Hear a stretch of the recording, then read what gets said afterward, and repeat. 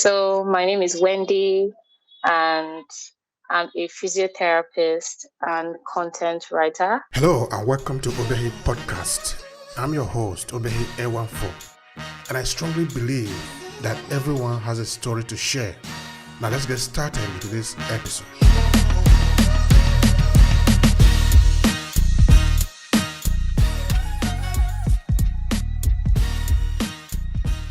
I studied physiotherapy in University of Nigeria, Nsukka, and I graduated in 2021. It was supposed to be 2020, but COVID. And then I'm also a content writer. I think my first feature was in 2019 in a school magazine where I did a medical issue. But then other than that, I've been into food blogging, I've been into ghostwriting for Amazon product reviews, some another Amazon product reviews. Amazon product reviews. It's okay, Wendy. It's okay. We got it. Yes. So you studied in Nsukka, right? Yes. So give us a little background. There are some people they don't know where Nsukka is, and they don't. I studied at University of Nigeria, Nsukka, and is located in Enugu State, Nigeria. That's one of the best universities in Nigeria, and they offer a wide range of other courses. In the medical aspects where I studied at, there's physical therapy, there's radiography and radiological sciences, there's med lab science, there's nursing. So that's under faculty of health science and technology. Then under faculty of medicine, there's medicine and surgery, which when you graduate, you get the MBBS degree. There's also faculty of dental science, I think, and dental surgery. So they call them Bachelor of Dental Surgery after they are graduated. So that's the area that I know very well. Okay, so that place, it's a beautiful place to study at because of the prestige, of course. But then I think there's a lot of things to improve on. A lot of things. Generally, in Nigeria, there's a lot of things to improve on. So there are a lot of things to improve on Nigeria, right? Sure. In fact, no matter the country in the world, there's always a lot of things to improve on. All right, okay. I take that from you. All right, now let's try to know you better, Wendy. So you were born in Enugu, or were you born in another part of the country and you came to live in Enugu? Oh, I was born in Lagos. I was born and brought up in Lagos. Yes, that's where I was born and brought up. And I only moved to Enugu to study. And actually, right now, I'm back in Lagos. So, which part of Lagos were you born? Can you tell me a little bit about your background in being born and grew up in Lagos? So I was born and brought up in Lagos, but then all my siblings and myself were bred in an introverted format. So, like, we weren't really allowed to go out a lot. So we're in Lagos, but not of Lagos. That is very interesting. Tell us about what does that mean? Well, we were growing up. We weren't really allowed to go out a lot. Weren't really allowed to visit friends a lot. It was just basically go to school, come back. If you're going to play any sort of entertainment you're going to get it inside the house. And I think when we got to university was when we began to really socialize as much. It's not like we didn't have friends, we did, but I think they were only allowed to come visit us, but we weren't allowed to go visit them. So that's the kind of way I was brought up. So actually, even now, I find it difficult to go out a lot more because of how I was brought up. How do you feel about that? Do you ever have to exchange opinion with some friends who maybe were free to go out? What kind of feeling do you have when they talk to you about, their style of? I don't think I'll change it for the world. Yeah, I don't think I'll change it for the world. I naturally am introverted, so the kind of lifestyle resonated with me. I think naturally, there are some traits that people have. There are flags, there are melancholics, there are cholerics, yes, and sanguines. So I feel I fall naturally more into the phlegmatic kind of character trait, and my upbringing just nurtured it a little bit more. So that's the kind of person I am naturally. All right, that's cool. That's cool. For the fact that that is what make you think more, and that is cool. All right. So tell me, the choice of studying physiotherapy. Why did you choose that instead of maybe something else? You know, in this country, you don't always get what you want. In fact, in life, you don't always get what you want. That's true. So, yes, the journey started on my first ever JAMB examination. I wrote for medicine, and then what I scored was a far cry from what was expected to get in. It was very competitive. And then, that exam, I don't know. I don't know. It does a lot of wonders. I don't know. But then at the end of the day, I didn't make the cut, so I had to stay back and prepare the second year. So the second year, when I was going in to take the examination, I was like, you know what? Is this medicine? I had to sit down and reflect. Is this really my dream?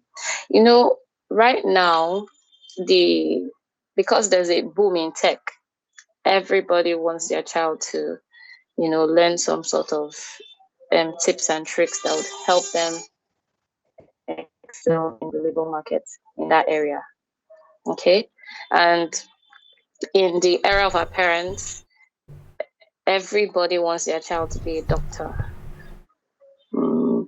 So we had that The classical Nigeria parents. pressure. Exactly. You want your child to be a doctor, and it's out of love. You want the best for your child. You don't want Yeah, your sure, child sure, to sure. come out and be suffering in the labor market. And the truth is, at least if you study medicine in Nigeria, you have a good start. That's the truth. You have a better start than most other people that will be graduating and just running into the labor market. That's if you have the school mindset that, okay, you go to school, you come out, you get a job, that typical mindset. If you have that typical mindset, then I think putting yourself to a rigorous program like medicine would help. You understand? Yeah, yeah. So, um, when I sat back, I reflected. I was like, okay, do I want to be opening up bodies? Do I want to be seeing blood for a living? I just reflected on these things and I was like, okay, you know what? Since I like sciences, I even thought of changing it up when I was in senior secondary school. I probably wanted to go to the arts, but then I sat back and reflected on it and I saw that my strengths were better. I'll be better challenged in science. So that's why I stuck to it. And then when I came out, I was still in that kind of identity crisis concerning what I wanted to do. Okay. So when at that year when I was sitting back to really reevaluate whether I really wanted that for my life, I decided that okay, let me explore physical therapy. I've been hearing about it since I was little. So and um it was like I was like a small masseuse when I was little. So I just decided that okay, let me just go there. Let me um follow that line. And I don't regret it a bit. Every little form of challenge in school is very vital to my person today. So when you made up your mind that you wanted to study physiotherapy, um, what was behind it? Was it because of the work that you wanted to do? Because you like the work? Yeah, because it's paying well, or is it because of the passion? Can you say anything in that line? Well, I didn't even know about the pay so much actually then. How old was I? I didn't know anything about the pay. I just knew that okay, I didn't want medicine anymore. And that was an option for me, considering what the background I already had. There was no way I was going to be switching into something engineering related. I liked math, but I wasn't as strong. But and I didn't even plan on taking math in JAM, so that was out of it. So I just decided that. Okay, this were the options in front of me. Is either that or I go for pure science courses like chemistry or biological sciences. So these were the options. So that just that was better for me at that point in time, and it was an adventure studying it, honestly. Yeah, when it is adventure, it is more beautiful. Yeah, because you don't already know the whole thing that then you are going to be unfolding in one piece at a time. All right, now you're a graduate of physiotherapy. What do you do with it? Well, there's a lot of things to do with it. So there are several branches. It's not a very okay, and should I say that? It's respected by the few that understand the potential behind it. So there are several ways that you can utilize that degree. Okay. So for physical therapy in Nigeria, it's a growing field. It's a growing field because we're not so many, and then a lot of physiotherapists maybe don't practice in the country, and maybe they go to other places to practice. So, and it's because lots of people don't really understand it. It doesn't really have that interdisciplinary respect from other healthcare professionals as it should be. It's a line of work that is usually undermined, and for you to be able to effectively manage a patient, every single person should have their inputs. The nurse should have his or her inputs, the doctor should have his or her inputs, the physical therapist should be allowed to also have his or her inputs so that the patient warms up better. So I think that's an area we really struggle at. I know sometimes because it's not really infused into grassroots, like when we're studying, I think there should be something like physiotherapy in medicine as a course, so that you know when to adequately refer a patient to a physical therapist, because here in Nigeria, we're not the first line of response when a patient comes in. It's usually under referral. That's the way we practice it in Nigeria, but it's evolving though. But if it is infused in the grassroots, then doctors will know particularly when to invite physiotherapists over so that our work will be easier. And then it's not just for us, it's for the patient as well. All right, now people don't yet understand the job of physiotherapy very well. Can you Okay. help us understand it for people that are out there that don't yet understand this material, this discipline? What would you like them to know about it? Okay, physiotherapists they cut across all forms of non-communicable diseases. And when I say that, I mean diseases that are not fast spread. I think that's our area, non-communicable diseases. So you have chronic conditions like um, musculoskeletal conditions like um, osteoarthritis, rheumatoid arthritis, all those other musculoskeletal problems that anybody can come down with, pain management, all of that. There's also a branch of physiotherapy that's handling cancer. There's a part of physiotherapy that could be helpful for HIV patients. There's a branch of physiotherapy that could help children that have injection nerve palsy, children that have cerebral palsy. That cerebral palsy term, I think, is fancy, but for the sake of Nigerians, I think children that they call mentally challenged or imbe, not to be derogatory, so sorry, but then like that is what is commonly known, and they don't really know how to tackle this. So the medical term for those kinds of children are physical cerebral palsy children. So physical therapists help them to manage that condition. There are some of those children that are able to even have hand control. They can't hold things, but then with the intervention of physical therapists, they can learn to have that ability. So that's under children. For children, we have women's health physical therapy that help women in pregnancy, women in labor, yes, and also women that have undergone the childbearing process. So I was talking about women's health physical therapy. Okay, and that part handles women that have just given birth, or women in labor, or even women in pregnancy. We have a lot of educating to do for them, or education to do for them. I know while I was training in school, we did a bunch of antenatal talks, and we helped women to better manage their home chores in the best way that they'll be able to both handle the pregnancy, that it'll be comfortable for them and comfortable for the child as well. We also taught them sleeping positions that were good for them and the baby as well. Sex positions too were taught to better optimize their sex life even as they were pregnant, and that will be comfortable for them and comfortable for their baby. So the branches are endless. So now you were saying before that most of your work as physiotherapist, of course, looking at the hospital, are usually referred to by the first call. How was it supposed to be set up in a way that you can have your independence to be able to operate with your patients? Information is um, better dispelled or better dispensed to medical practitioners, those that are in pure medicine.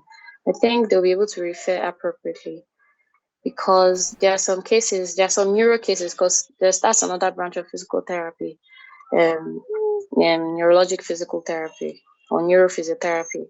So that part usually handles stroke patients or patients that have come down with brain damage, maybe from accidents.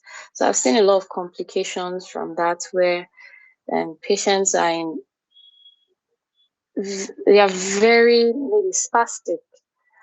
What I mean is that they are stiff, and if there was timely intervention, the physiotherapist would have been able to guide the healing process of the brain.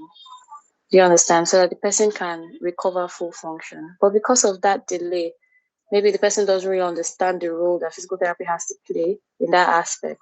So they just delay the um, the referral, and in the end, it's not helpful for the patient. Okay, so if they are able to um, they are able to have that information from the grassroots, if also the government can maybe improve our line of practice or update our line of practice so that we can be fully involved at the onset, it'd be better for everybody. It's not a thing of politics, not a power play, it's nothing. It's not any of that. It's just so that people can get the optimum care that they deserve. That's it. So the fact that it is not it's not functioning according to how you think it should be, is it because the right information is not cutting across, or this information are not even in place to get across? Can you help me understand that part? It's because, would I say, the practice is not particularly up to date as much as it should be. In some other parts of the world where it's more developed, I think physical therapists can be the first line of reach when somebody needs treatment. You understand? But it's not that way right now here. So it's something we need to work towards. That's one. And then two, if our other healthcare professionals can be properly involved or properly educated about the role we have to play. I know while we're in school, we studied nursing and physical therapy, so we know what they're supposed to do. Okay, for medicine is like the father of these other subsidiaries or these other branches of medicine. So we understand their parts and the part to play. But do they understand where we're supposed to come in? And if they don't understand, how would they be able to appropriately refer us? You understand? So since we're at the stage of referral, it's important that they are well informed about our role. Okay, so that's it. This misinformation or lack of information sometimes can be really very detrimental to the patient, particularly because, like you said, if intervention is not given the when it's supposed to be given, if it becomes stiff, it becomes difficult at the end of the day to rehabilitate the patient. Because I'm looking at the work done as a form of rehabilitation of maybe certain parts of the body that have lack function, and maybe as a result of accident, like you said, no? Because if you use your hand, then it become active. If you leave it there, you are not moving it. Maybe it just Exactly. a month is even too long. Maybe for 3 weeks, you want to move it. It might be strange to you that you don't know how to move your hand anymore. That's even long, just like a whole day. Imagine holding a glass of water for a whole day. It's not heavy. or you just keep your hand in one position for a whole day. Sometimes when we even sleep and then our weight is on that hand for a while, to wake it up, your hand is going to be all wobbly, and that's just a few hours. So, as physiotherapy, how do you help people to reanimate that part of the body that is not functioning properly anymore? Okay, there's the principle of neuroplasticity, which allows the brain to relearn how to use a particular part of the body, especially if that part of the brain that's responsible has undergone some sort of damage. So our brain, is such a beautiful organ, and there's a lot that we're yet to understand and unlock. So it has the ability to learn how to use a part that's probably the area that was in charge of using that part has gone bad. So another part of the brain can take up that function. That is very important. Is it difficult to get that functioning, or is a question of a long time to get the brain animated to sort of get that functioning? No, it's not. It's not magic. It's just like learning how to write the first time, or changing your handwriting. Have you ever tried changing your handwriting before? When I was Maybe when I was in changing your secondary school, handwriting. I did one time, but anyway, generally I don't even have a good handwriting. Maybe I should try it. If you try it, then you see. So it's not something simple. I remember when I had to change my handwriting. When I was young, I didn't have good handwriting. My handwriting was terrible. But it took me, I think, a week or two to change a single letter. And I had to be dedicated to that process. And I kept changing all and there are how many alphabets are there? There are 26. And there are two forms of writing the 26. There's the capital letter and the small letter. So you have to change it. So it's anything brain involved takes time. Anything with neurophysiotherapy takes time. I'm trying to understand what is actually the thing that you like more in this work that you do with physiotherapy. Of course, then we're going to talk about some other things that you do. Okay. I think a part I enjoy, I formerly wasn't enjoying that cerebral palsy aspect or dealing with, it's called neurodevelopmental therapy or pediatric physiotherapy. So I wasn't enjoying it formerly. I think my first contact with it, I didn't really enjoy it as much. But then my passion began to grow for that area. And then I like orthopedic physiotherapy because it's quick. Like once you provide intervention, you begin seeing results. So if it's back pain and then especially those that are quite vast, and in UNTH, that's University of Nigeria Teaching Hospital, we had the opportunity of working under renowned clinicians that have been in that area for years and they are trained. So they were so good that sometimes once they intervene, you see the person's pain reduce drastically. They just knew the right intervention to give so that pain is reduced and the patient feels better. So that's one thing I like about that area, that you just see the results quickly. It's compared to neurophysiotherapy that takes up to, I think, 3 months before you see one thing, because the brain is learning something new. And that's what neuroplasticity is about. Learning something new, relearning. If you enjoy this podcast, make sure you subscribe so you never miss any of our future episodes. Rate and review Obehi Podcast and share with your friends who might need it. I remain Obehi Ewanfo. Thank you so much for listening and talk to you in the next episode.